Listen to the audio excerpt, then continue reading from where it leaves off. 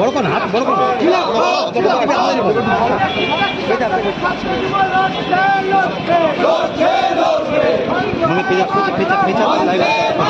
না পড়ে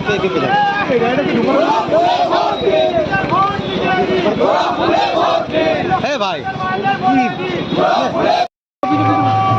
পিছু দাদা পিছু পিছু পিছু পারবেন না পারবেন না পিছিয়ে আসুন এই বাবা পিছিয়ে আমাকে হাত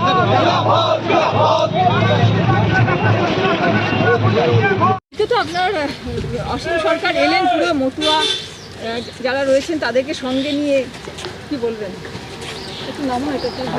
ওনার মতো করে উনি এসছেন, আমরা আমাদের মতো করে এসেছি। এখানে আমার মনে হয় না খুব বেশি, মানে আমি অত প্রচার পছন্দ করি না, একটা নমিনেশন জমা দেওয়ার দরকার, সেটা দিয়েছি। এবং কিছু লোকজন যারা আমাকে সাপোর্ট করে, মানে তৃণমূল কংগ্রেসকে সাপোর্ট করে, তাদের কোর গ্রুপের মধ্যে আছেন, সেরকম লোকজনকেই আনা হয়েছে, খুব বেশি লোকজন বলা হয়নি। এবং যারা স্বতঃস্ফূর্তভাবে এসেছেন, অনেকে আসতে চেয়েছেন, তাদেরকে না করা হয়েছে। এত গরম, এই গরমের মধ্যে সবাইকে যাতে এত কষ্ট না করতে হয়, সেই হিসেবে আমাদের দল থেকেই এরকম ডিসিশন নেওয়া হয়েছে যে খুব বেশি লোক নয়, লোকজনকে কষ্ট দেওয়া নয়। আপনার জন্য এসেছিলেন মিটিং করতে, কি টিপস দিয়ে গেলেন? টিপস কিছু নেই, আমাকে জিজ্ঞেস করলেন প্রচার কেমন হচ্ছে, আর ব্যাস ওইটুকুই কথা। আর কোনো রকমের কোনো প্রবলেম আছে কি না, ব্যাস ওইটুকুই কথা হয়েছে আমার সাথে। কি মনে হচ্ছে আপনার, কতখানি আশাবাদী? সবাইকে এক কথাই বলছি, 100% আমি বিশ্বাসী যে আমি জয়লাভ করব, কারণ মানুষ আমার পাশে আছে, তৃণমূলের পাশে আছে।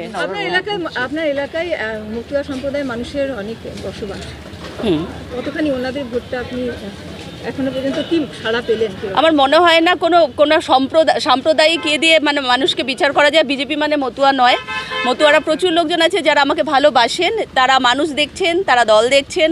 সুতরাং যে কাজ করছে, যে পাশে থাকছে, এবং যাদেরকে মনে হচ্ছে যে বিশ্বাস করা যায় সেরকম লোকজনকেই তারা নিশ্চয়ই ভোট দেবেন। তার মধ্যে আমার মনে হয় আমি পড়ি, সুতরাং আমার সেক্ষেত্রে কোনো অসুবিধা হবে বলে মনে হয় না।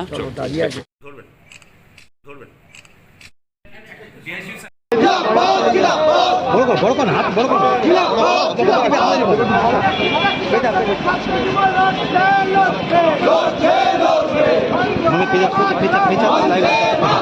না পড়ে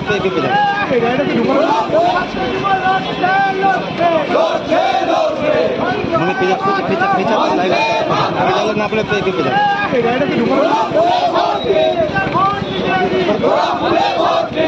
ভাই পিছু দাদা পিছু পিছু পিছু পারবেন না পারবেন না পিছিয়ে আসুন এই বাবা আমাকে হাত